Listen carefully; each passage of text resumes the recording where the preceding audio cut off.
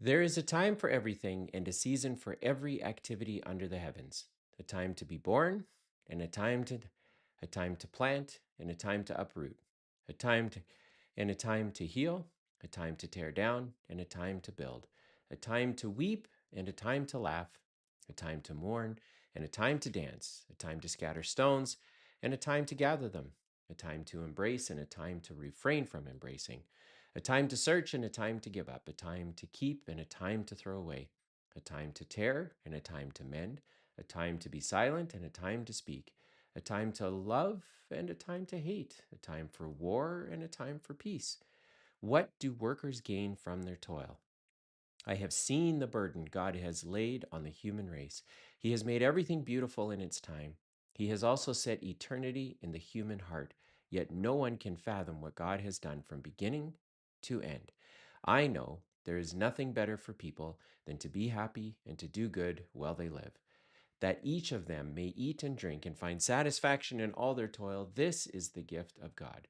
I know that everything God does will endure forever. Nothing can be added to it and nothing taken from it. God does it so that people will fear him. Whatever is already being and what will be has been before, and God will call the past to account. And I saw something else under the sun. In the place of judgment, wickedness was there. In the place of justice, wickedness was there. I say to myself, God will bring judgment to both the righteous and the wicked, for there will be a time for every activity, a time to judge every deed. I also said to myself, as for humans, God tests them so that they may see that they are like the animals. Surely the fate of human beings is like that of the animals. The same fate awaits them both. As one dies, so dies the other. All have the same breath. Humans have no advantage over animals. Everything is meaningless. All go to the same place. All come from dust, and to dust all return. Who knows if the human spirit rises upward and if the spirit of the animal goes down to the earth? So I saw that there is nothing better for a person than to enjoy their work, because that is their lot. For who can bring them to see what will happen after them? That is Ecclesiastes 3. If you are a Christian, you know that the book of Ecclesiastes was written by Solomon, who was the wisest man to have ever lived. And we get to hear him talk about life. We get him to talk about the realness of life. If you're not a Christian, then Ecclesiastes would be the book of the Bible you would read as a demonstration that being a Christian is not a religion, it's not a list to follow. It is a relationship between God the Creator, Jesus, who came to earth in human form, who is the Son of God, and our ability to find the most meaning out of life by pursuing a life like the one Jesus led, where he served others, he subdued problems in the world, and was able to say to his Father, I have done what you have given me to do. And in Ecclesiastes, we hear all the stuff, and it's pretty tough. There's no Solomon doesn't pull any punches, which is pretty wild to think about. Um, but if you're not a Christian, then that book you might find a lot of comfort in. It might be very revealing. But it's this idea of time. It's this idea of that there's a time for everything. And then, some of the questions I have as an entrepreneur, what it makes me think about is, what is the season of the business that I'm in right now? Am I to start something? Am I to stop something? Am I to hand something off to somebody else? And then, like, what determines when to start thinking about that and when to finally stop thinking about it? And I'm in a season right now where I am transitioning a business into the hands of our management team. And so I am wrestling with this problem of time right now as we speak. Um, in Ecclesiastes, Solomon says that God makes everything beautiful in its time, that we might that we might find satisfaction in our toil. That doesn't mean to live a happy life. I think that's a false narrative of modernity. I'm not sure we're supposed to wake up every day happy. I think we're supposed to have joy. I think we're supposed to have peace. Those two things, I believe, supersede happiness. I think happiness is just a fleeting feeling, whereas joy and peace are something that is part of our character. That's a joyful person. That is a peaceful person. Not that person seems happy today or that person seems not happy today. And as I look around the world and the chaos and just the madness that appears to be moving through news headlines and culture and society, I read Ecclesiastes and I'm reminded that at 48 years old, I just happened to have lived in this golden moment of history where North America specifically, we have enjoyed we have enjoyed the fruits of the generations that came before us and their labor, and I believe a real hand of God on the first folks that came over to North America to explore this land. Certainly, there were massive atrocities.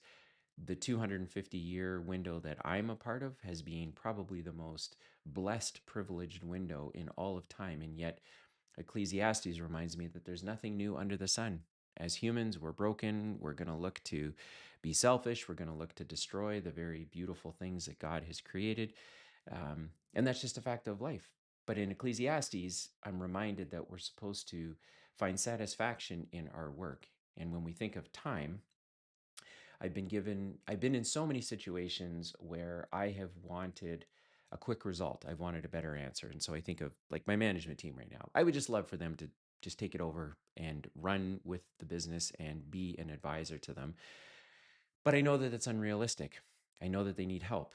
I know that they need somebody to fill in the gaps for them. I know that as they reshift the culture to better reflect their management style versus my leadership style, that's just going to take time. In time, I think God has been able to grow me and show me a better result than what I would have planned for myself.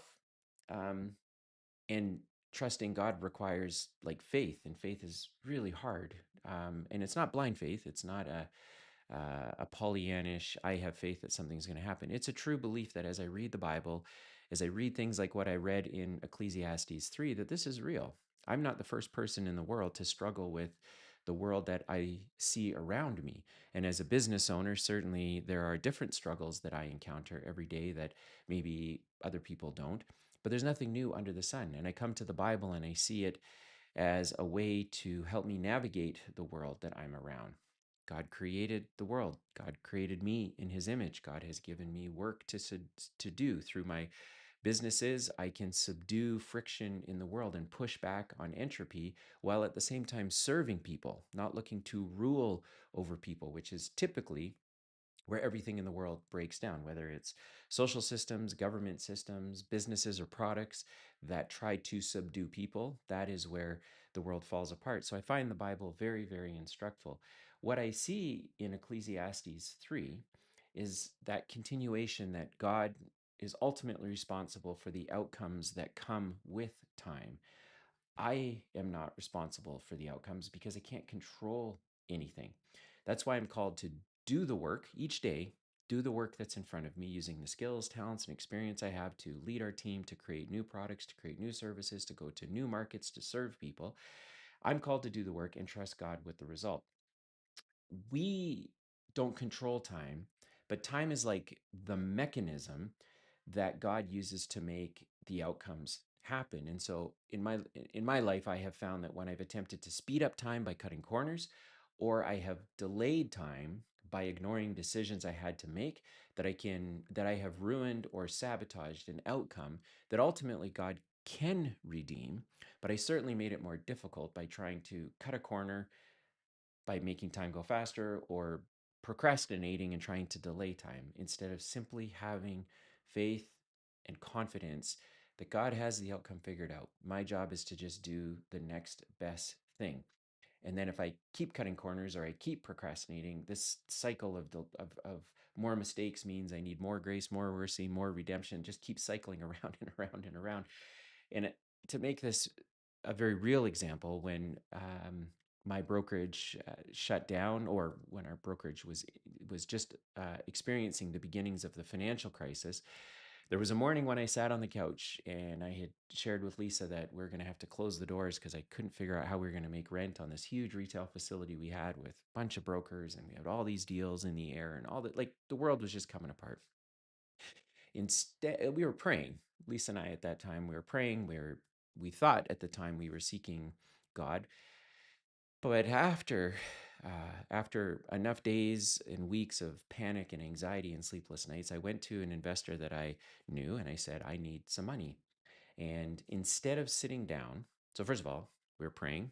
I thought I had faith and trust, but I didn't really, because I was going to an investor to ask for money. And had I simply sat down with a pen and paper and said, okay, I'm going to take this money from this investor to float our business, but didn't count the cost, didn't figure out how I was going to pay it back. I was acting out of pure fear. There was no sense of logic or rationale in what I was doing. And even though I was praying, even though I was a Christian, it just goes to show you, like, we're not perfect, right?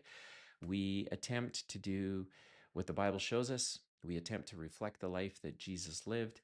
Um, but yet I still cut the corner. And that mistake led to some other mistakes that led to almost a decade of digging myself out of a hole that I just kept digging myself deeper and deeper into because I wasn't prepared to let the right time happen according to what God had wanted in my life. Now, it's easy to look in the rearview mirror and say, I should have done this, I should have done that. I appreciate that at the time the world had never experienced the great financial crisis. So what I was doing, there was no precedent for it, but there were some basic rules I could have followed, which was instead of trying to speed up time by cutting a corner or delaying time by procrastinating, in prayer, I could have also used the wisdom and experience that God gave me, plus the people around me, to say, our business is in trouble. What should I actually do? Instead of not talking to anyone and thinking I knew, borrowing money, incurring debt that I knew I couldn't repay, just was not very wise. And God has redeemed it all. God was able to, over that decade, really teach me a lot of things that I didn't know and continues to teach me, only to discover I know even less. But the reality is that um, I attempted to walk around what Ecclesiastes 3 makes very, very clear, this whole idea of time. And so when I think of, like, what is the season I'm in right now with the businesses that I'm in? What am I supposed to start, stop, hand off to somebody else? I think it's prayerfully considering the answer to that question, but then also taking out a pen and paper and just saying, where am I right now? And where do I think God is trying to get me? What desires has He placed on my heart that He's helping me pursue every day? And again, I try to always fact check this against the life of Jesus. And these might seem like really trivial examples, but they highlight to me that the Bible even shows us how Jesus did the trivial things. And so in John 7, 1 to 10, you know, Jesus is doing some stuff and his brothers are trying to pursue him to come out to public and to do more miracles and to go to a festival and all this sort of stuff. And Jesus is like, you know what? It's just not time yet. I'm not ready for that. In Luke 4, 42 to 44, he was busy preaching in an area. He was having a lot of success in that area. And then he just decided, you know what? It's time to go preach somewhere else. There was something that prompted him somewhere else because he knew his purpose wasn't to stay in one place, it was to go around and to speak to as many people as he can. In John 13:1, he knows, he's fully aware that his hour to leave the world is coming and return to the Father. He trusts God. We hear that in all of his humanity, he is in the Garden of Gethsemane before this whole crucifixion exercise happens, saying, God, if there's another way, please, like, show me the other way, because there's got to be, like, this is going to be hard. But he does it, and he is conscientious of the seasons, of when to start something, when to stop something, when to continue with something. And again, they're tiny, nuanced details that we read about in the New Testament, but to me, they continue to highlight that the life of Jesus is the life worth following as a model, not to obtain perfection, but to live a life that helps me walk in closer relationship with God because I have an example of what that can look like. And then as I look to society and culture and news headlines and the world at large, I think they don't have the answers. Like, the world just seems to be this crazy place. It's always been a crazy place. I think using the Bible as our scaffolding and a reference for understanding how to navigate the world can create a sense of joy and peace within us. That doesn't mean that I want to become complacent and I don't want to care, but it certainly helps me understand where to focus my